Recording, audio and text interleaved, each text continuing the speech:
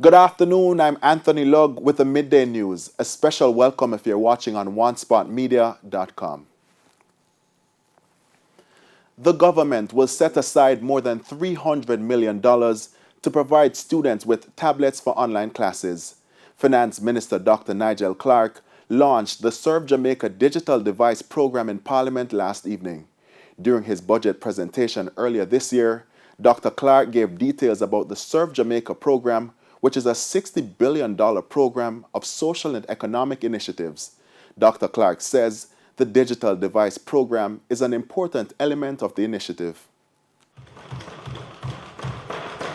Under the Serve Jamaica program, the government will make available $189 million for the purchase of digital devices for students identified by members of Parliament as students in need and who have not benefited from other government laptop digital device programs. This will amount to an allocation but it won't obviously not an allocation in dollars clearly, but the amount spent per member of Parliament will be $3 million. Now, Dr. Clark says the program is intended to complement the Education Ministry's existing laptop digital device programs. Speaker, under the Serve Jamaica program, Serve Jamaica digital device initiative, the government will make available $140 million for the purchase of digital devices for students identified by councillors as students in need who are not beneficiaries of any other government program. Now, the minister says it's expected that the digital devices under the program will be available for distribution by members of Parliament to their constituents during the back-to-school period in August. After mounting concerns and calls from teachers to allow for face-to-face classes to resume, their calls are finally being answered. In a message to students sitting exit exams, Prime Minister Andrew Holness said the decision has been made to allow students to return to aid in the completion of their school-based assessments, SBAs. The government is working with your schools to ensure that you can have face-to-face teaching and learning to complete school SBAs and to have revision classes at this critical time while keeping you and your family and your teachers safe. While plans are being made for students to return, Mr. Holness is appealing to them to follow the public health guidelines that are set out. Always wear your mask. I know you'll be happy to see your friends, but maintain physical distance 6 feet apart as much as possible and take your hand sanitizers with you to school. We will be making arrangements for staggered hours for you to be at school to ensure less crowding on public transportation. As soon as classes are over, return home. He also implored students to spend the time to complete their SBAs and submit them within the deadlines. In an effort to reduce congestion, Minister without portfolio in the Ministry of Economic Growth and Job Creation, Everett Warmington, says the government is looking at additional routes which could be used as tolls. Mr. Warmington made the revelation in Parliament last evening as he made his contribution to the sectoral debate. He says the National Road Operating and Constructing Company, NROC, has identified some roads with congestion issues. Mr. Warmington notes that 4 routes have been identified with a view to improving their efficiencies. The road sections which have been identified have been divided into 4 pockets are 1. Montego Bay Perimeter Road and the Long Hill Bypass Project, 28.6 kilometer. Package 2, Mommy Bay to Salem Center, 12.3 kilometers. Package 3, Sea Castle to Greenwood in St. James, 6.8 kilometers. Package 4, Greenwood Trelawney to Discovery Bay Center, 40.7 kilometers. It is expected that a report of the assessment to determine the toll mechanism will be submitted to the Ministry of Economic Growth and Job Creation by the middle of the financial year. Motorists are calling on the National Works Agency NWA to fix the Sligoville Main Road in St. Catherine. They claim the poor road condition is affecting their livelihoods. Sandy Williams reports. This is a section of the Sligoville Main Road in St. Catherine. It resembles a dry riverbed. Taxi operators say the entire stretch of road is in a poor state, and it has been like that for about a year. They claim the condition of the road is costing them. Right now, every week we have to spend money to buy parts, front-end parts for a motor vehicle. And then transport inspector come over here and more time than them stop a vehicle and maybe our front end are so bad and them not realize that the bad road, but nobody now fix it. And every day we have to travel on the road up and down and nobody to assist us. It is not just this area, but the entire Sligoville Main Road is in a deplorable condition. And when it rains, it's extremely terrible, man. Especially where the rain fell the other day and dug up the road. And coming up, it is a one-sided track thing. Two vehicles coming around the corner can cause a lot of accident. So basically it needs to be dealt with. And also the drain. They say they have tried to fix the road themselves, but when we do it of our own, sometimes we get run away from the police to come here when we have fixed the road. And it's our comfort. This is the road that we travel on. I'm joining in solidarity with the taxi operators and all the motorists who traverse this road on a daily basis, calling on the National Works Agency to carry out road repairs to this road network. The Sligoville Main Road is an alternate to the Bogwalk Gorge. Prior to the building of the highway, more flow of traffic would be coming through, but whenever the gorge is blocked, this is where most of the motorists traverse, even with the new highway. And so we believe that more attention must be paid to this road. Councillor for the Lauriston Division, Keisha Lewis, says she has contacted the National Works Agency several times to fix the road. The NWA has been contacted. I was told that an estimate was sent off from last year. To date, we have not been hearing anything from NWA as it relates to the repairs and when it is going to start. MP Dennis Daly has been making representation as well, and we are of the view that we have been put on the back burner. We need for the roads to be repaired. Our residents or our motorists or taxi operators are suffering. When contacted by TVJ News, communication manager at NWA, Stephen Shaw, says he's aware that some sections of the road is in need of repair. However, the NWA is awaiting funds to undertake rehabilitation works. Sandy Williams, TVJ News. Preparations for Phase 2 of the relocation of Red Hills residents in St. Catherine is almost complete. In a release, Managing Director of the STJ Holdings, Joseph Shakir, says the final steps are being taken to relocate the remaining residents who occupy lands in Innswood to Ebony Park, St. Catherine. In 2013, STJ Holdings Limited entered into a joint venture agreement with Silversun Homes Limited to construct a housing development in Innswood, St. Catherine. However, these lands were already unlawfully occupied at the expense of STJ Holdings. Now, SCJ says several meetings were held with the Red Hills residents and their legal representative. During those meetings, it was agreed that they would be relocated to Ebony Park with compensation. A further 11 units have now been constructed to accommodate the Phase 2 relocation. Each family that is relocated would be compensated a sum of $50,000 in addition to the reimbursement for fruit trees from their various residents. Land titles will also be provided for all the relocated persons. And it's now time for a break, but stay with us. More stories when we return.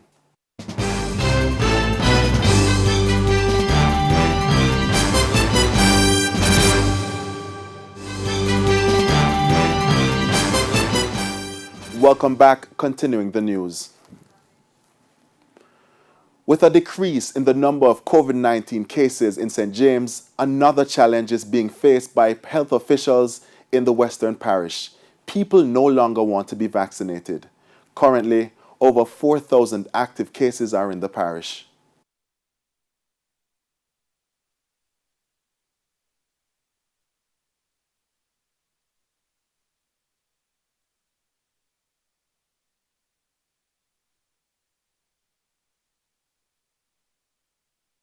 For our last update, we had 31 persons who were admitted to hospital. 29 of them were confirmed cases, and out of that, we actually had persons, 6 of them were severely ill, and 4 of them were critically ill.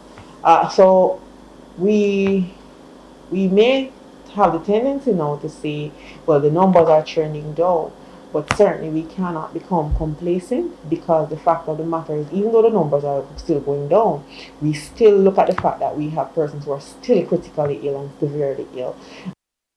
Medical Health Officer for the Parish of St. James, Dr. Tanique Bailey-Small, says one of the challenges being faced is that persons are now reluctant in doing testing for the virus and taking the vaccine.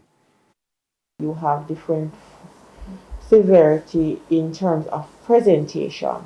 So some persons are asymptomatic, no symptoms at all. Other persons have mild symptoms, or some persons have moderate to severe symptoms. So what we found is that there are some persons who the symptoms are quite mild, so they will say, okay, I'm just having the common cold, or I'm just having the mild flu, or and so they will just say, okay, I don't think it's anything major, and so they will not necessarily present for testing as they think that it is something mild. However, COVID can present like the common cold, it can present like the flu, and so it's important to get tested. And I know in terms of vaccines, some persons are still a little hesitant. We understand and acknowledge that we've not at this time reached to all the groups in terms of all persons being eligible for vaccination. But certainly for the groups that are eligible, we would really want them to come forward and receive their vaccines. 144 new cases of COVID-19 were recorded on Wednesday from 724 tests. This pushes the total confirmed cases to 46,338.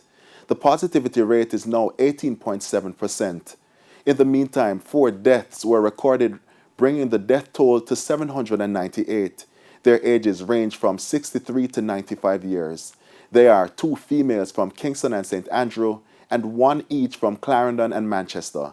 Meanwhile, 227 persons remain in hospital. 21 are critically ill. There are currently 23,305 active cases. Stakeholders will be meeting 3 times a week to review clauses of the National Identification and Registration Act of 2020, NIDS.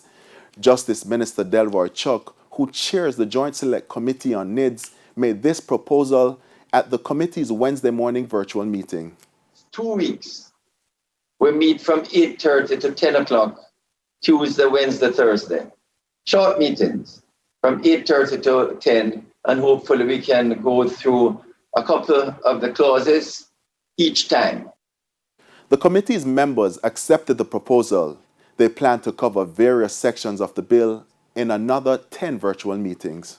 First meeting would go up to clause 9 for the most part. The second, 10 to 15, and that is the databases, identity information, and those particular areas. And then 16 to 22, and then we'd reach to the security of information and how it's used, and then go forward from there. The Joint Select Committee on NIDS includes various groups across the island putting forward amendments to the clauses of the bill. Investigators assigned to St. Mary Police Division are probing the shooting death of a man in the parish. Dead is 59-year-old Randy Thompson of Friendship, Islington. TVJ News understands that about 4 o'clock yesterday afternoon, Mr. Thompson was standing at a barbershop when he was attacked by a gunman. The shooter then opened fire, killing him on spot. A family member spoke with our news team. When I went down the street, I saw him laying down on the ground, and his face was covered. I asked if he dead, they told me he dead. His face was covered, so I took the cover off and looked. He got multiple gunshot wound in his head and one in his chest. And that's how it's happened. And then after the guy do the shooting, he got into a car and drive off. And for the latest in business, we now go to Cody and Barrett with the Business Minute. Guardian Listings has relisted on the Jamaica Stock Exchange after delisting 7 years ago, this time making the listing by introduction, meaning no new shares were sold. The Trinidad and Tobago-based company, which is 29.99% owned by NCB Financial Group, listed 232 million ordinary shares valued at $135 billion. It makes Guardian Holdings the third most valuable company on the stock exchange and pushes the value of the index to $1.88 trillion. Iron Rock Insurance released unaudited financials show its profit for the January to March period was $4.5 million. The performance is an improvement from last year when the company recorded a $2.8 million loss. Jetcon Corporation reports a loss of $6.7 million for 2020. The loss was the first the company recorded in nearly a decade. In the prior year, a profit of $60 million was realized. Small business owners of skincare and natural products, now is your time. President of Jampro, Diane Edwards, says with demand trending for these products overseas, SMEs should take up emerging export opportunities. Small businesses can really take the opportunity of e-commerce because e-commerce is allowing you access to a much wider market. So we really feel the time is now for small business to get into export. And what's the benefit? Of course, you're earning foreign exchange, you're targeting a wider market, you're accessing a wider market, and you really have the opportunity to scale your business. And that's it for the Business Minute. I'm Cody Ann Barrett.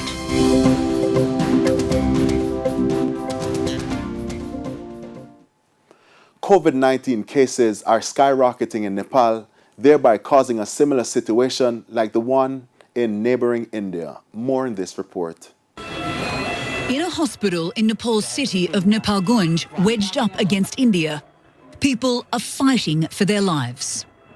Nearly 300 beds are filled with COVID patients. And health officials fear the catastrophe unfolding across the border could be heading to Nepal. We have lack of doctors, the manpower. We have no more bed left now in the hospital, so it's very hard to manage the patient. Santosh Ali lost his 21-year-old daughter Anisha to COVID. Now his wife is infected and battling for her life in ICU. It's been 7 days since I lost my daughter. She was beautiful and very active. Doctors, nurses, and everyone loved her. Her death now one of many. According to the hospital, up to 4 people die from COVID here each day. Frontline workers are not immune. Dozens of medical staff have also been infected. I'm really worried that I might get infected with COVID. This hospital is one of only 2 assigned for COVID patients in Nepal's Banki district, which has been seeing around 400 new cases a day. Of the 4,000 active cases, UNICEF says 90% of the people are in home isolation. To news in sports, Jamaica will be represented in boxing at the Olympic Games after Ricardo Brown earned a place to Tokyo following the decision by authorities to use a ranking system to select boxers after last month's qualifying event in Argentina was cancelled. Brown will represent Jamaica in the super heavyweight category by virtue of capturing bronze at the Pan American Games in Lima, Peru in 2019. Feeling wonderful right now, just staying focused for the game. I was feeling 100% better because I know I can qualify from there, so I was feeling so 100%. But I know if I did go the trials to go qualify, I know I could make it in ease. Whole thing everything about now is training harder. But even while he's elated at qualifying for the Olympic Games, Brown was eager to compete in Argentina. That was my dream, to go to the qualifying. Because I have some guys I want to beat up, so I didn't want to go back and get those rematches back over, so that was my dream to go back. Do you have any fights coming up before the Olympic Games? No fight coming up before. How do you think that might affect you going into the Olympic Games? Would you have rather a couple of fights or one fight before the Games? Yeah, but once I'm staying active, I know I'm going to be good, so I'm not really worrying. Brown had defeated Honduran Darwin Rodriguez on points in a split 3-2 decision to share the third spot at the Pan Am Games. His podium finish is Jamaica's 12th Pan American Games medal in the sport and the first since Ricardo Smith took bronze in the welterweight class at the 2007 Games in Rio, Brazil. And that's the Midday News. I'm Anthony Lugg. Join us at 7 for Primetime News. On behalf of the news, sports, and production teams, good afternoon.